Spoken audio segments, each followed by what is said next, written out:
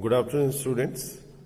We were in the last lecture यहाँ तक पहुँच गए थे हम लोग, monitoring and evaluation of training programme. ये वाली स्लाइड मैंने एक्सप्लेन कर दी थी। इवैल्यूएशन में भी classified as formative, summative, right. तो ये मैंने एक्सप्लेन कर दिया था। Then there are 4 dimensions of evaluation. We were supposed to begin from here. Evaluation of contextual factors, evaluation of training inputs, evaluation of training process and evaluation of training outcomes. ठीक है, तो हम यहां से start करते हैं बच्चों इन 4 डायमेंशंस ऑफ इवैल्यूएशन से, one by one. The first one is evaluation of contextual, यानी कि क्या कॉन्टेक्स्ट है, क्या क्या ऐसे फैक्टर्स हैं जिसकी बिना पे ट्रेनिंग सक्सेसफुल हो सकती है। Training effectiveness depends not only what happens during the training, but also what happens before the actual training and what happens after the training has been formally ended. Pre-training, training and post-training ये topic हम कर चुके हैं। So you will appreciate कि pre-training भी उतना ही जरूरी है जितना ट्रेनिंग है, और post-training भी उतना ही जरूरी है जितना कि actual ट्रेनिंग है। Therefore, evaluation should be done both on pre-training and post-training basis. Pre-training relates to training need identification, developing criteria, who should be sent for training, how many at a time and in what sequence. देखिए, जो pre-training जो हमने पढ़ा है बच्चों, उसमें we have identified that how important is to motivate people, how important to chart out the training program, उसको बनाना बहुत जरूरी है बच्चों, ठीक है। उसके बाद then we have के क्राइटेरियाज क्या होने चाहिए, ऑब्जेक्टिव्स क्या होने चाहिए ट्रेनिंग के, ये सारी चीजें बच्चों हमने शुरू में ले ली है, यानी कि प्री ट्रेनिंग स्टेज में डिसाइड कर लेनी होती है कि भैया ऑब्जेक्टिव क्या होगा, कौन लोग होंगे, कितने लोग होंगे, क्या सीक्वेंसिंग होगी, इसकी प्लानिंग सब प्री ट्रेनिंग पीरियड में हो जाती है। बंदों को मोटिवेट कर लिया, ट्रेनीज जो विलफुल हैं ट्रेनिंग के लिए उनको सिलेक्ट किया, तभी इफेक्टिवनेस आएगी। ये जो कॉन्टेक्चुअल फैक्टर्स को हम इवैल्यूएट करेंगे, इसमें pre training and post training दोनों ही बहुत इंपॉर्टेंट है, क्योंकि हम ये पता लगाने की कोशिश करें, हो सकता है हमने जो ऑब्जेक्टिव रखे हो वो गलत हो, या हो सकता है जिन ट्रेनिंग्स को हमने सिलेक्ट किया वो गलत हो।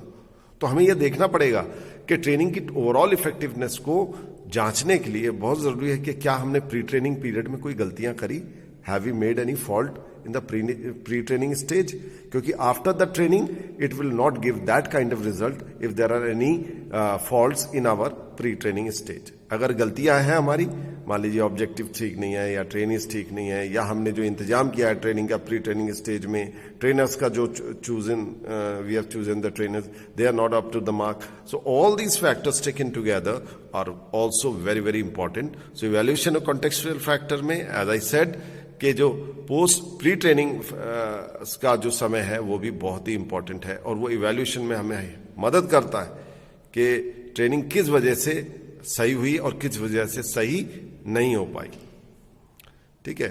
सो therefore evaluation should be done both on pre training and post training. Pre training relates to training need identification.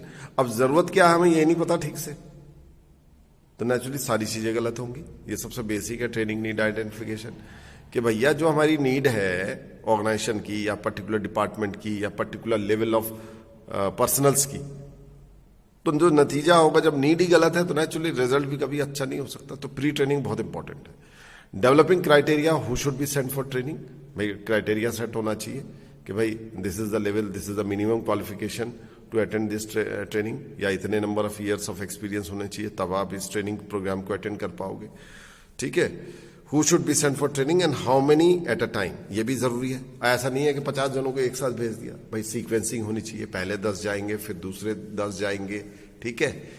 जो सीक्वेंसिंग होगी, कौन सी चीज पहले सिखाई जाएगी, कौन सी चीज बाद में सिखाई जाएगी, what will come after, all these things have to be taken together, right. So this was it. Then post training में बच्चों work include helping the managers to plan, utilize the participant training and provide needed support to build to them, building linkages between training section and the line department and so on. देखिए, जब बंदे की training हो चुकी है, now he is an enlightened person, now he is a better equipped person, तो managers को यह देखना होता है कि कैसे हम उन पार्टिसिपेंट्स का मैक्सिमम यूटिलाइजेशन कर सकें, किस किस डिपार्टमेंट में या कहाँ कहाँ पे उनको वर्क दिया जाए, जॉब दिया जाए, जिससे कि जो ट्रेनिंग उनको इफेक्टिव ट्रेनिंग मिली है उसका वो इफेक्टिव यूटिलाइजेशन कर सके, ठीक है। और इसके लिए you need the support also, because once the training is done you also need the support system. Support system बहुत जरूरी है. ट्रेनिंग हो गई बट वापस आने के बाद वो सपोर्ट सिस्टम नहीं मिल रहा. मान लीजिए जो एक एनवायरनमेंट चाहिए या जो रिक्वायरमेंट्स हैं ट्रेनिंग कंप्लीट करने के बाद, ठीक है, मशीन की ट्रेनिंग होगी, मशीन ही नहीं है. अब उसकी इफेक्टिवनेस क्या होगी? जब तक वो लेटेस्ट टेक्नोलॉजी की मशीन नहीं आ जाती तो उस पर काम नहीं किया जा सकता. भले ही बंदे हमने ट्रेन कर लिए. तो इंफ्रास्ट्रक्चर और पोस्ट ट्रेनिंग सपोर्ट बहुत जरूरी है. उसी तरह जो मैनेजर्स हैं उनको अपने ट्रेनीज जो कि वापस आए हैं ट्रेनिंग से, they need to be well supported. They should not be demoralise at all. क्योंकि अगर मान लीजिए जनरली इंडियन कंपनीज में पहले जैसे होता था कि भाई ट्रेनिंग प्रोग्राम में भेजा जा रहा है, भाई मौज मजे करने जा रहे हैं, उसके बाद वापस आ जाए. If this is the mind set, then let me tell you there cannot be any effectiveness and valuable result can never be reached. ये कभी हो ही नहीं सकता, क्योंकि जिस आश्रय से आपने भेजा है, जिस मकसद से भेजा है, वही सही नहीं था, तो नेचुरली नतीजा भी कभी सही नहीं हो सकता. दैट इज टू से कि pre training stages and post training stages are very very important, right from the selection of the people, right from the material, objective, right, sequencing of the training at the post pre-training stage and also after the training at the post-training stage, because you need the support system to you can say number one, to imbibe and then to relate to the training.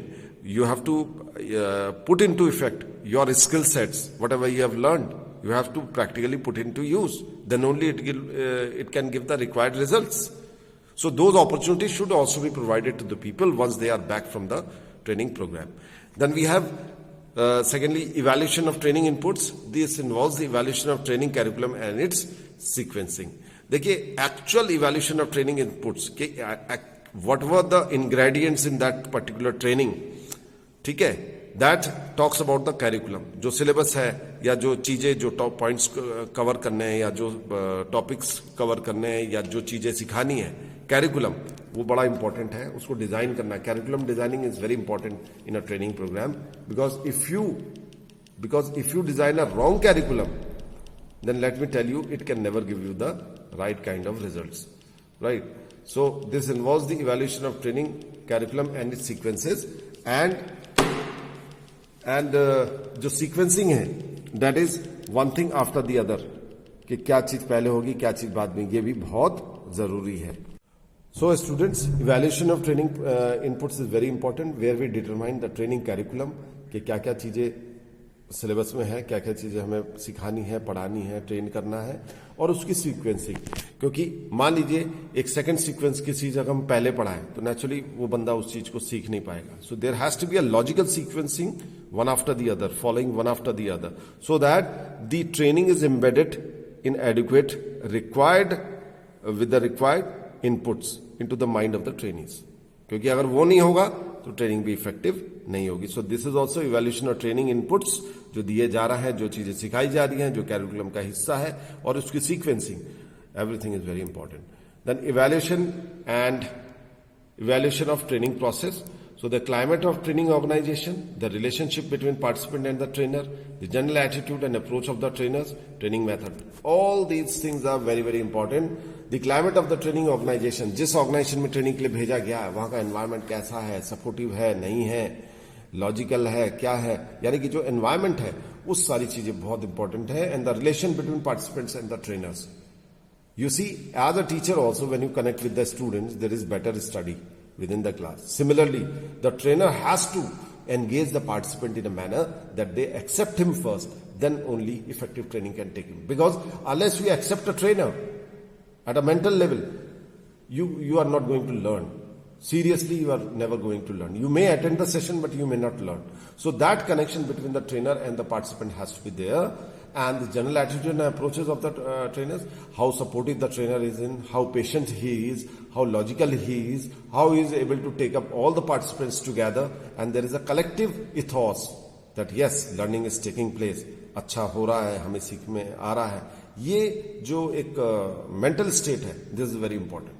Because learning में, देखिए, I always say one thing, you can take the horse to the pond, but cannot make him drink the water. पानी तो घोड़ा अपनी मर्जी से पिएगा. So learning में, ट्रेनिंग में जबरदस्ती नहीं होती है. You want to learn, you will learn. You don't want to learn, nobody in this world can make you learn. So that approach and the relation between the trainer and the participant is very important. And of course, the training methodology applied, as we have already done this topic, different methods of training. For example, a shop floor level worker who is to be trained on a machine may have a different requirement from a manager who is trained on behavioral aspects of the management. So the methodology applied will also vary from the level of the person, the hierarchy he is in the organization, and the area or the field he is coming from, whether he is a technical, non-technical. These are all descriptive things which get decided before the training session itself, right? And then evaluation of training outcomes. So this is a complex technical and professional task. Benefit of training programs are not always obvious and they are not readily measurable. देखिए, in order to quantify that whether the training has been a success or not, or that outcomes of the training are effective or not, you cannot measure it in meter or kilo. It will be a manifestation of the outer working of the person, and that manifestation may be reflected through his actual work execution or by the changes in his behavior or the enhanced output of the person. All these things taken together, right, they will signify that whether the training has been effective or not. I will end here and further continue in the next lecture.